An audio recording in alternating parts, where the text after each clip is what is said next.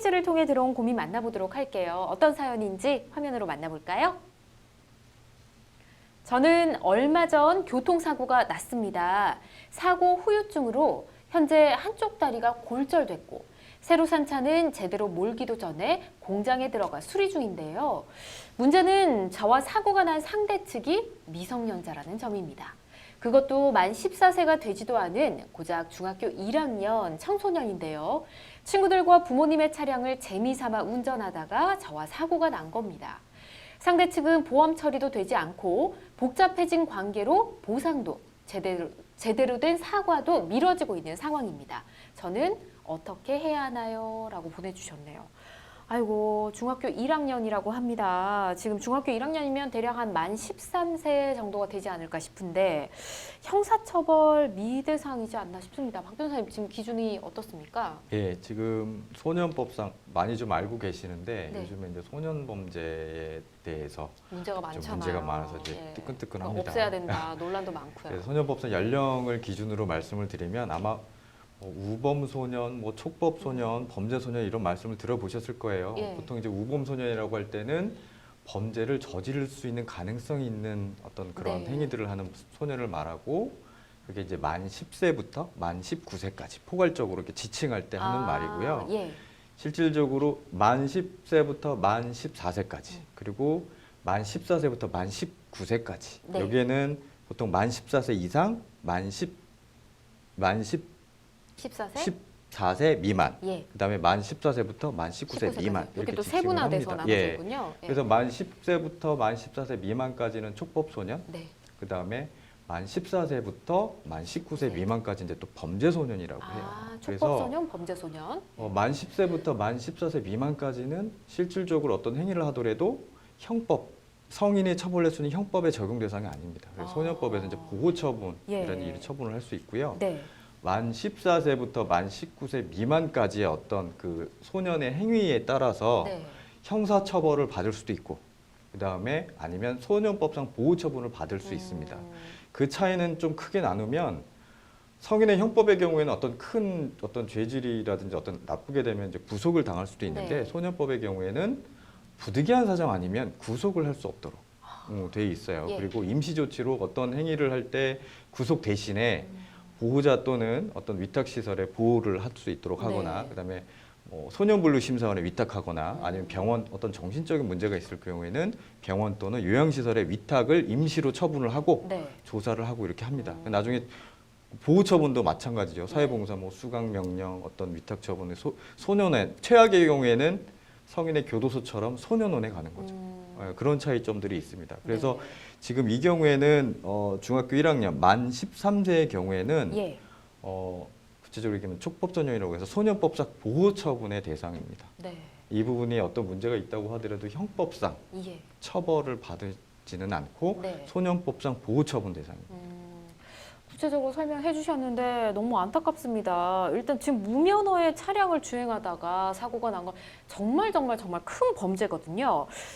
지금 보니까 친구와 재미삼아 운전을 했다. 근데 그러면 가담한 친구도 함께 처벌을 받아야 될 것 같은데 처벌 대상이 돼야 되잖아요, 사실은. 사실은 예, 무슨 생각을 하고 탔는지 네. 모르겠습니다만 이런 거는 이제 무면허 운전 방조에 해당할 수는 있죠. 사실은 이제 그걸 좀 막아야 됐었을 텐데 그냥 예. 같이 연루해가지고 한 거기 때문에 네. 도로교통법 43조나 152조에 보면 1년 이하 징역, 300만 원 이하 벌금에 처하는 범죄의 방조행위가 될 수가 있습니다. 그렇죠. 지금 만 13세 이하냐 이상이냐 저희가 이 기준에 따라서 얘기를 하고 있는데 13세 만 14세 이상이면 당연히 같이 한 친구도 처벌 받는 거죠. 예. 근데 아까 말씀하신 대로 예. 이걸 범죄행위라고 하지 않고 이제 비행행위라고 해요. 소년범에 해당하기 때문에 예. 그래서 처벌은 아니고 보호처분으로 보호처분 갈 가능성이 매우 높죠. 예. 좀 답답합니다. 그럼 사연 보내주신 분께서는 보험 처리가 되지 않아서 보상도 못 받고 있다 얘기를 하셨는데 가해자 측 부모님에게 좀 보상을 요구해야 되지 않을까 싶은데요, 박 변호사님 어떻습니까? 당연히 이제 보상은 청구할 수 있습니다. 부모님한테. 그래서 그거를 이제 좀 말씀을 드리기 전에 좀 부연 설명을 드리면 네. 아까 이제 소년법의 말씀을 드렸잖아요. 네. 그 소년법이라고 하는 거는 지금 학교 내에서 학교폭력법이 있듯이 네. 소년법이라고 하는 거는 소년은 이제 성년이 되기 전까지 사실 실수를 할 수도 있고 예. 그거를 이제 바로잡기 위해서 지금 형법에 성인이 어떤 범죄 행위를 했을 때 형법을 갔을 때는 처벌이 목적이란 말이죠. 네. 근데 이 소년의 경우에는 처벌 목적이 아니라 실수도 할 수 있는데 바로잡아가는 과정을 소년법이라는 법을 통해서 네. 실수도 할 수 있으니까 나쁜 길로 빠질 수도 있으니까 성인이 될 때까지 그거를 교정을 하는 목적이 더 강합니다. 네. 그렇기 때문에 약간 소년법이라는 개념에 대한 부분이 좀 이해가 필요하고요. 그렇다고 하더라도 민사적으로는 상대방에게 손해를 발생했기 때문에 네. 당연히 미성년자가 책임을 져야 되는데 미성년자이기 때문에 민법상으로도 책임 능력이 있거든요. 예. 없거든요. 예. 그럴 경우에는 법적으로 법정 대리, 네. 보호자에게 손해배상을 청구하실 수 있습니다. 물론 보호자가 그 관리 감독에 대해서 책임이 없다라는 부분을 입증을 하면 예. 그 책임을 벗어날 수 있지만 이 경우에는 거의 무과실 책임이라고 보시면 돼요. 그럼요. 예. 그쪽 상대 측의 부모님한테 무조건 보상 요구를 하셔야 될 것 같습니다. 그리고 요즘 사회적으로 큰 문제가 되고 있지 않습니까? 이 촉법 소년이 가해자인 강력 범죄 해마다 또 굉장히 많이 증가하고 있다고 하더라고요. 현황이 어떻습니까? 네, 뭐 예, 당연히 이제 좀 증가를 하고 있는데 그쵸. 금방 이제 박 변호사님 말씀하신 것처럼 이제 촉법소년이란 그 개념 자체가 만 10세부터 이제 14세 미만인 소년 네. 형법 법리에 저촉 행위를 한 딱 이 사건 같은 경우가 되겠죠, 사실. 예. 도로교통법 위반에 저촉되는 행위를 했는데 나이 때문에 사실 형사처벌까지는 가지 않는 예. 이제 촉법소년이라고 하고요. 그러다 보니까 뭐 저희 아이도 이제 중학교 2학년, 고등학교 1학년인데 아, 요즘 아이들이 워낙 이제 그런 뭐 알바도 많이 하고 그렇죠. 하면서 이제 오토바이도 많이 타게 되고 예. 그러다 보니까 그런데 저촉되는 행위들을 점점 늘어나고 있는 게 사실이고요. 작년 말 연합뉴스 기사에 따르면 지난 3년 새 소년부로 송치된 네. 촉법소년의 수가 12.4%가 늘어났다고 하고 4대 이제 강력범죄, 예. 살인, 강도, 폭력, 절도 이런 것들이 한 77%를 차지하고 있어서 사회적인 문제가 되고 있는 것은 사실입니다. 네, 매년 이런 얘기가 점점 더 많아지는 것 같습니다. 끊이지 않고 이런 일들이 일어나고 있는데 이 형사 미성년자라는 기준 자체가요 1953년에 만들어졌다고 합니다. 그러니까 어떻게 보면 요즘 아이들도 좀 빨리빨리 발달하고 빨리빨리 크지 않습니까? 세월도 많이 흘렀고 이 기준이 좀 조정이 돼야 되지 않을까 싶은데 박 변호사님 어떻게 생각하십니까? 네, 참 조심스러운 얘기입니다. 예. 조심스러운 얘기인데 아까 이제 소년법상의 어떤 취지를 제가 말씀을 드렸는데 네. 지금 만 10세면 초등학교 3학년 네, 그리고 만 14세면 중학교 한 중학교? 2학년 정도 되나요?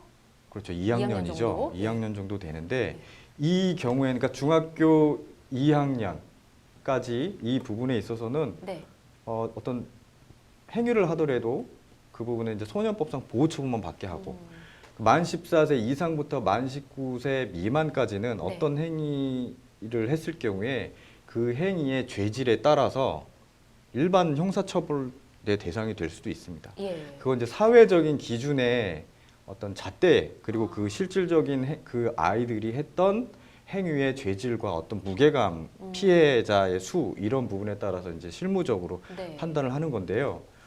여기서 만약에 나이를 만 13세로 조정한다 그러면 중학교 1학년이에요. 네, 좀 중학교 1학년이라고 하면은 네, 저희도 이제 아이가 있지만 한 3학년, 4학년 때부터 아이가 이제 자기에 대한 생각과 예. 이게 좀 많이 정립이 되고 중학교 올라가고 중학교 1학년, 2학년 됐을 때 좀 좀 자기네들에 대한 성인들이나 이런 부분에 대해서 행동들을 많이 하게 되고 거기서 네. 플러스 SNS 발달이 그렇죠. 더 큰 가중이 되는데 예.